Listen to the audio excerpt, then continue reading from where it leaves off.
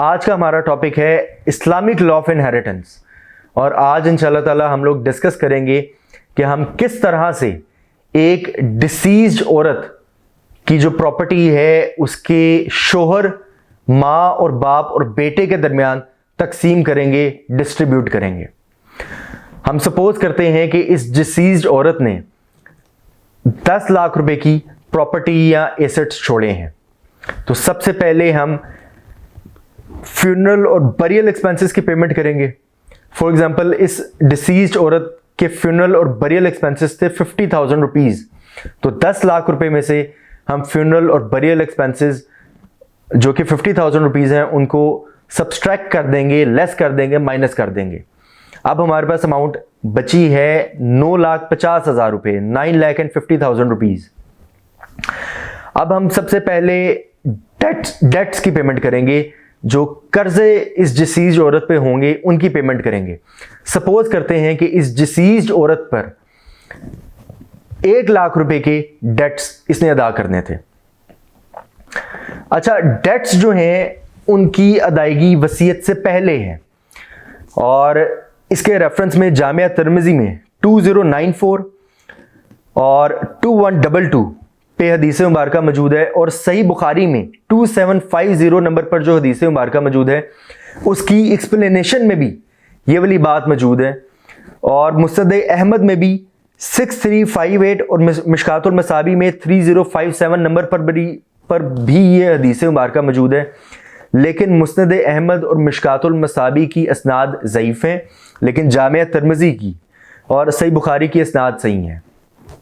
सही बुखारी में जो 2750 हदीस है उसकी एक्सप्लेनेशन में ये लिखा हुआ है और जामिया तिर्मिज़ी में 2094 2122 कि अल्लाह ताला के आखिरी नबी खातमुन नबीयीन, इमामुल अंबिया, इमाम कायनात, इमाम आज़म प्रॉफिट हज़रत मोहम्मद सल्लल्लाहु अलैहि वसल्लम ने फैसला फरमाया कि वसीयत से पहले कर्ज की अदायगी की जाएगी।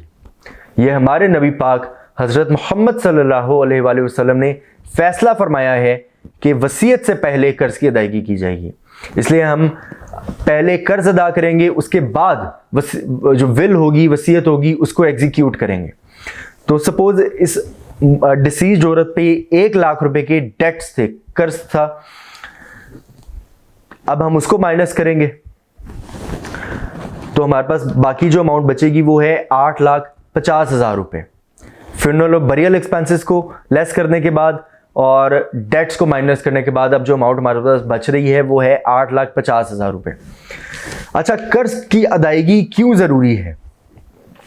कर्ज की अदायगी इसलिए जरूरी है क्योंकि सही बुखारी में 5371, सही मुस्लिम में 4157, 4158, जामिया तिर्मिज़ी में 1070, सुनन अबू दाऊद में 3343, सुनन निसाई में 1962 से लेके 1965 तक 4 हदीस मुबारका मौजूद हैं कि अल्लाह ताला के आखिरी नबी खातमुन नबीयीन, इमामुल अंबिया, इमाम कायनात, इमाम आज़म, हमारे आका और हमारे सरदार प्रॉफिट हज़रत मोहम्मद सल्लल्लाहु अलैहि वसल्लम के पास जब किसी ऐसे शख्स की मैयत लाई जाती जिसके ऊपर कर्ज होता, तो हमारे नबी पाक खातमुन नबीयीन हज़रत मोहम्मद सल्लल्लाहु अलैहि वसल्लम सहाबा कराम रज़ी अल्लाह ताला अन्हुम से दरियाफ्त फरमाते कि क्या मरने वाले ने अपने कर्ज की अदायगी के लिए माल छोड़ा है? अगर सहाबा कराम रज़ी अल्लाह ताला अन्हुम नबी पाक हज़रत मोहम्मद सल्लल्लाहु अलैहि वसल्लम से फरमाते कि मरने वाले ने कर्ज की अदायगी के लिए माल छोड़ा है, तो हमारे नबी पाक खातमुन नबीयीन हज़रत मोहम्मद सल्लल्लाहु अलैहि वसल्लम मरने वाले का नमाज जनाजा पढ़ा देते। और अगर सहाबा कराम हमारे नबी पाक खातमुन नबीयीन प्रॉफिट हज़रत मोहम्मद सल्लल्लाहु अलैहि वसल्लम को बताते कि मरने वाले ने अपने कर्ज की अदायगी के लिए माल नहीं छोड़ा, तो हमारे नबी पाक खातमुन नबीयीन हज़रत मोहम्मद सल्लल्लाहु अलैहि वसल्लम सहाबा कराम से फरमाते कि तुम अपने साथी का नमाज जनाजा पढ़ लो। यानी हमारे नबी पाक हज़रत मोहम्मद सल्लल्लाहु अलैहि वसल्लम ऐसे शख्स का नमाज जनाजा नहीं पढ़ाते थे जो फौत हो जाए और अपने कर्ज की अदायगी के लिए माल छोड़े बगैर फौत हो जाए, ऐसे शख्स का नमाज जनाजा आप सल्लल्लाहु अलैहि वसल्लम नहीं पढ़ाते थे। तो कर्ज की अदायगी इतनी ज़रूरी है, इतनी ज़्यादा ज़रूरी है, इसलिए वसीयत से पहले कर्ज की अदायगी जो है वो की जाती है। और इसके बारे में नबी पाक सल्लल्लाहु अलैहि वसल्लम की अहादीस मुबारका भी हैं कि वसीयत से पहले कर्ज की अदायगी की जाए। और सही मुस्लिम में 4880, 4883, 4884, जामिया तिर्मिज़ी में 1640, 1712, सुनन निसाई में 3159 नंबर पर अहादीस मुबारका मौजूद हैं कि अल्लाह ताला के आखिरी नबी खातमुन नबीयीन प्रॉफिट हज़रत मोहम्मद सल्लल्लाहु अलैहि वसल्लम ने फरमाया कि शहीद के तमाम गुनाह माफ कर दिए जाएंगे सिवाय कर्ज के।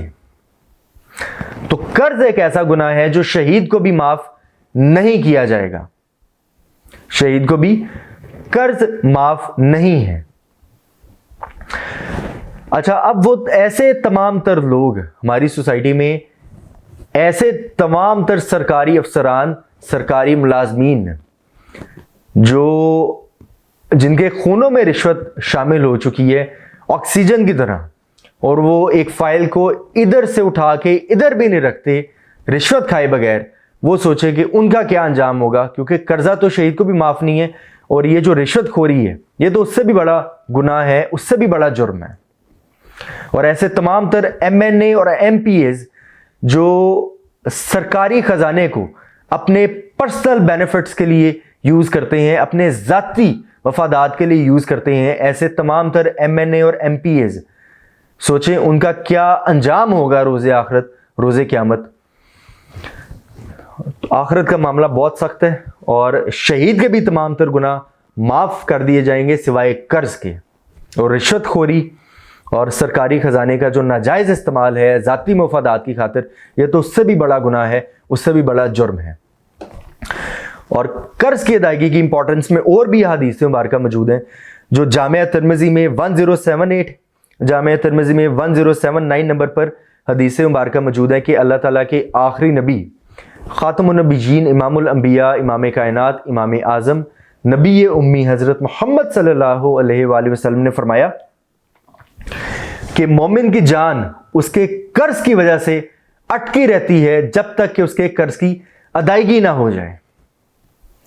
यह ना हदीस मुबारका में मौजूद है। तो कर्ज की अदायगी की बहुत ज़्यादा इंपॉर्टेंस है, इसलिए विल के एग्जीक्यूशन से पहले जो है वो डेट्स की पेमेंट की जाएंगी। Debts are privileged over wills. और कर्ज की अदायगी से रिलेटेड और भी हदीस मुबारका मौजूद हैं। जामिया तिर्मिज़ी में 1572, 1573 और सुनन इब्न माजा में 2412 नंबर पर हदीस मुबारका मौजूद है कि अल्लाह ताला के आखिरी नबी खातमुन नबीयीन प्रॉफिट हज़रत मोहम्मद सल्लल्लाहु अलैहि वसल्लम ने फरमाया कि जिस शख्स के जिस्म से रूह निकले और वो तीन चीज़ों से तकब्बुर, ख़यानत और कर्ज से पाक हो तो वो जन्नत में दाखिल किया जाएगा। तो यहां पे भी कर्ज का भी जिक्र आ गया, तकब्बुर का भी जिक्र आ गया है और ख़यानत का भी जिक्र आ गया है। और ख़यानत के जिक्र में एक बहुत ही अहम और ज़रूरी बात है कि ऐसे तमाम तर सरकारी डॉक्टर्स जो गवर्नमेंट हॉस्पिटल्स में जॉब कर रहे हैं और उनकी अगर ड्यूटी है 8, 10, 11, 12 घंटे की और वो अपनी ड्यूटियां पूरी किए बगैर अपने प्राइवेट क्लिनिक की तरफ भाग जाते हैं या उन्होंने पैरेलल में किसी और प्राइवेट हॉस्पिटल में जो जॉब रखी होती है उसकी तरफ भाग जाते हैं, तो ये भी ख़यानत के ज़ुमरे में आता है।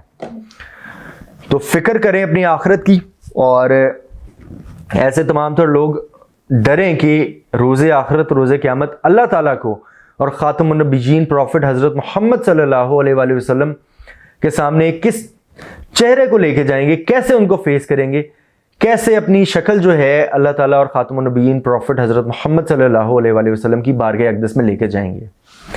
इसलिए डर जाएं और मामलात को दुरुस्त करें। अब कर्ज की अदायगी के बाद हम विल्स को एग्जीक्यूट करेंगे। और फॉर एग्जांपल ये जो डिसीज्ड औरत है, इसने अपनी किसी मल्लेदारनी, बड़ी क्लोज इसकी कोई होगी, हम सपोज करते हैं, उसके नाम पर इसने 1 लाख रुपए की विल भी की है।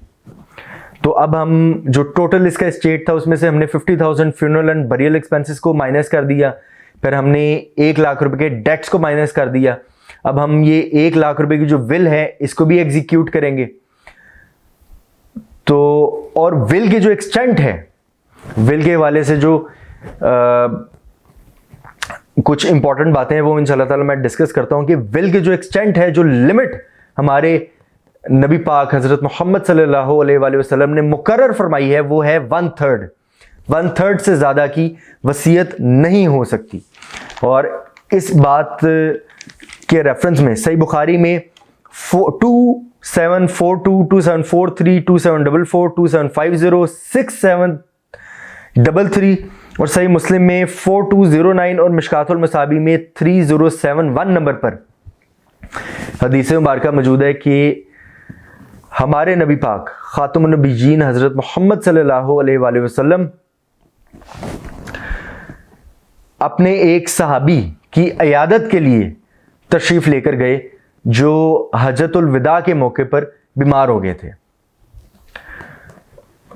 उन सहाबी रज़ी अल्लाह ताला अन्हु ने हमारे नबी पाक खातमुन नबीयीन हजरत मोहम्मद सल्लल्लाहु अलैहि वसल्लम से अर्ज़ किया कि ए अल्लाह के रसूल सल्लल्लाहु अलैहि वसल्लम, मैं बहुत ज़्यादा मालदार हूँ, तो क्या मैं अपने पूरे माल की विल कर दूँ, वसीयत कर दूँ? हमारे नबी पाक हज़रत मोहम्मद सल्लल्लाहु अलैहि वसल्लम ने फरमाया, ला, नहीं। उन सहाबी ने फिर अर्ज़ किया कि ए अल्लाह के रसूल सल्लल्लाहु अलैहि वसल्लम, क्या मैं अपने 2/3 माल की, 2/3 वेल्थ की वसीयत कर दूं? हमारे नबी पाक खातमुन नबीयीन हजरत मोहम्मद सल्लल्लाहु अलैहि वसल्लम ने फरमाया, ला, नहीं। उन सहाबी ने फिर अर्ज़ किया, ए अल्लाह के रसूल खातमुन नबीयीन हजरत मोहम्मद सल्लल्लाहु अलैहि वसल्लम, क्या मैं अपने आधे माल की विल कर दूं, नसीहत कर दूं? हमारे नबी पाक सल्लल्लाहु अलैहि वसल्लम ने फरमाया, ला, नहीं। उन सहाबी ने फिर अर्ज़ किया, ए अल्लाह के रसूल सल्लल्लाहु अलैहि वसल्लम, क्या मैं अपने 1/3 माल की, 1/3 जो माल है उसकी वसीयत कर दूं? तो हमारे नबी पाक खातमुन नबीयीन हज़रत मोहम्मद सल्लल्लाहु अलैहि वसल्लम ने फरमाया कि ये भी बहुत ज़्यादा है, लेकिन इसकी आप सल्लल्लाहु अलैहि वसल्लम ने इजाज़त फरमा दी। तो 1/3 की वसीयत की इजाज़त फरमाई है हमारे नबी पाक खातमुन नबीयीन हज़रत मोहम्मद सल्लल्लाहु अलैहि वसल्लम ने। इससे ज़्यादा की वसीयत करना अलाउड नहीं है, जायज़ नहीं है। और अगर कोई शख्स 1/3 से ज़्यादा की वसीयत कर दे तो फिर हमने क्या करना होगा, इसके ये भी एक डिटेल्ड टॉपिक है जिसको इंशाल्लाह ताला मैं आइंदा वीडियोस में डिस्कस करूंगा, बयान करूंगा। अभी हमारा जो टॉपिक है हम उसको उसकी तरफ रहते हैं, उसके साथ स्टिक करते हैं। तो हमें इस हदीस मुबारक से पता चला कि वसीयत की जो लिमिट है, जो एक्सटेंट है, वो है 1/3। अब इस औरत ने 1 लाख रुपए की वसीयत की थी, जो कि बिल्कुल ठीक है, बिल्कुल जायज़ है, क्योंकि इसने 10 लाख रुपए के एसेट छोड़े थे और 10 लाख रुपए का 1/3 बनता है तकरीबन 3,33,333 रुपए। तो इसने 1 लाख रुपए की वसीयत की है जो कि 1/3 से कम है, तो ये बिल्कुल जायज़ है, बिल्कुल ठीक है। अब और वसीयत के टॉपिक में एक और ज़रूरी बात यह है कि वारिस के लिए जो वसीयत है वो अलाउड नहीं है, वो जायज़ नहीं है। आप सल्लल्लाहु अलैहि वसल्लम ने, अल्लाह ताला के आखिरी नबी खातमुन नबीयीन हज़रत मोहम्मद सल्लल्लाहु अलैहि वसल्लम ने वारिस के लिए वसीयत करने से मना फरमाया है। और जामिया तिर्मिज़ी में 2120, सुनन इब्न माजा में 2712, सुनन इब्न माजा में 2713 में हदीस मुबारक मौजूद है। और मिशकातुल मसाबी में भी 3074 नंबर पर यह हदीस मुबारक मौजूद है, लेकिन मिशकातुल मसाबी की ये सनद ज़ईफ़ है और बाकी जो इसनाद है वो बिल्कुल सही हैं।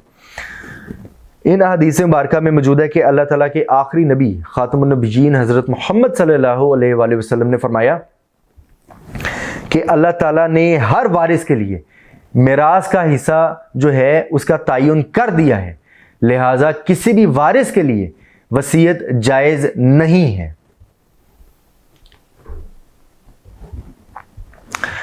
तो इन हदीस मुबारका से बात बिल्कुल क्लियर और वाज़ेह हो जाती है कि वारिस के लिए वसीयत जायज़ नहीं है।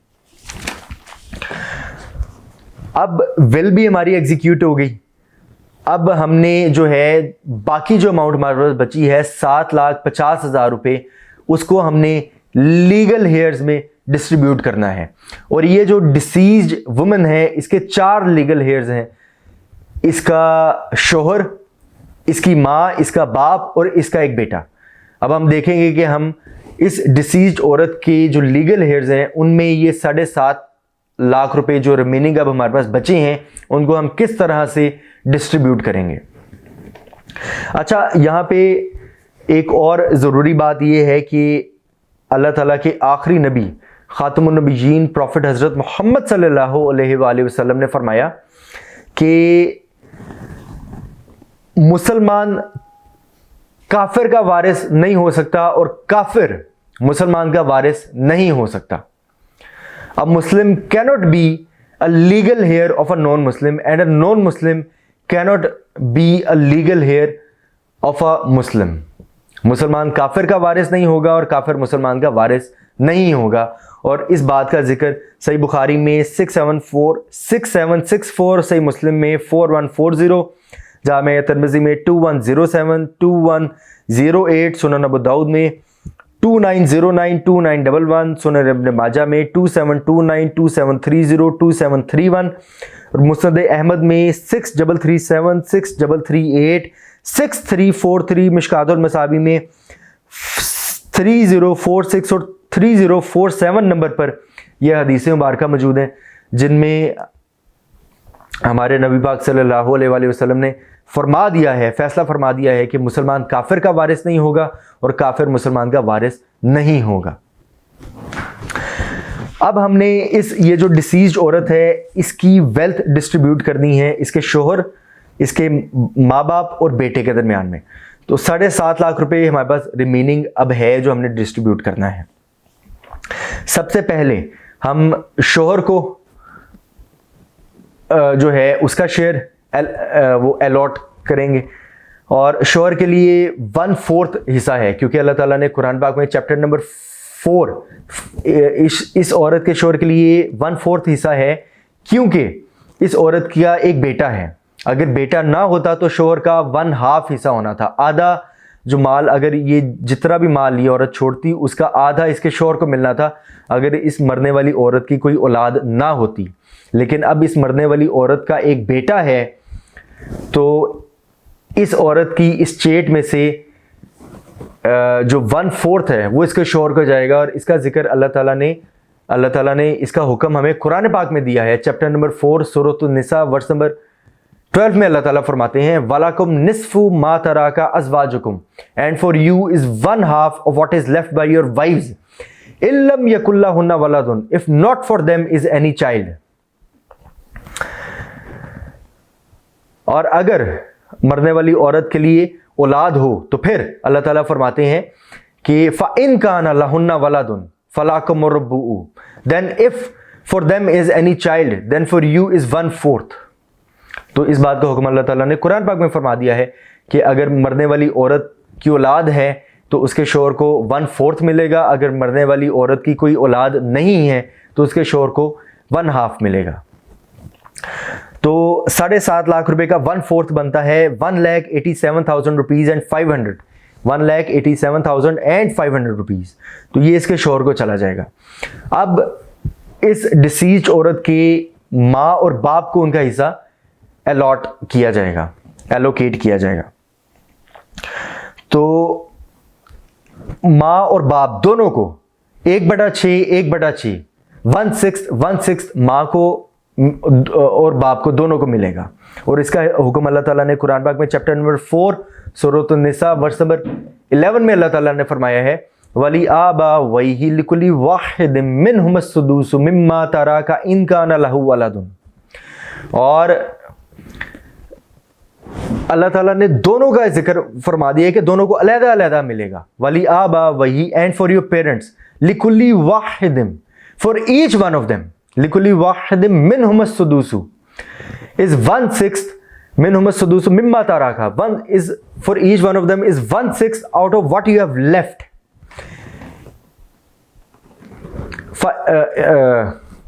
वली आबा वही लिकुल्ली वाहिदिम मिनहुम अस्सुदुसु मिम्मा तराका इन काना लहू वलादुन if for them is any child, अगर मरने वाली कोई औलाद है तो उसकी माँ को भी और उसके बाप को भी 1/6 हिस्सा दिया जाएगा। ये अल्लाह ताला ने कुरान पाक में फैसला फरमा दिया है।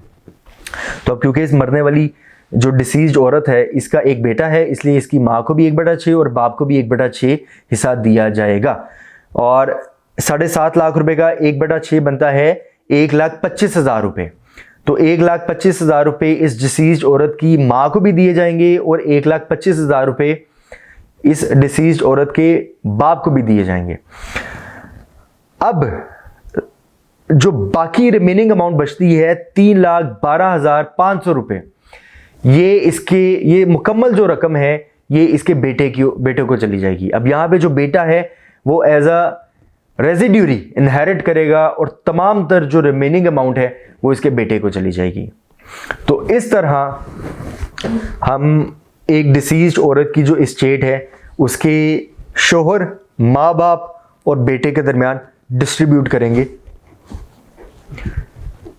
दुआ है कि अल्लाह ताला पाकिस्तान में इंसाफ का एक ऐसा मजबूत निज़ाम कायम फरमाए कि तमाम तर वारसान को उनके हिस्से जो हैं वो टाइमली मिले, साल में नहीं, टाइमली 4-5-6 महीने में, इससे ज़्यादा टाइम ना लगा करे। अल्लाह ताला ये दुआ कबूल फरमाए और पाकिस्तान में ऐसा इंसाफ का निज़ाम कायम फरमाए कि चाहे सिविल केसेस हों या क्रिमिनल केसेस हों वो 5-6 महीने में डिसाइड हों। और दुआ है कि अल्लाह ताला रोज़े आखिरत, रोज़े क़यामत हमें हमारे नबी पाक खातमुन नबीयीन प्रॉफिट हज़रत मोहम्मद सल्लल्लाहु अलैहि वसल्लम की शिफात नसीब फरमाएं। और अल्लाह ताला रोज़े आखिरत, रोज़े क़यामत हमें हमारे नबी पाक खातमुन नबीयीन हज़रत मोहम्मद सल्लल्लाहु अलैहि वसल्लम का साथ नसीब फरमाएं। और जन्नत में भी अल्लाह ताला हमें हमारे नबी पाक खातमुन नबीयीन इमामुल अंबिया, इमाम कायनात प्रॉफिट हज़रत मोहम्मद सल्लल्लाहु अलैहि वसल्लम का पड़ोस नसीब फरमाएं। आमीन।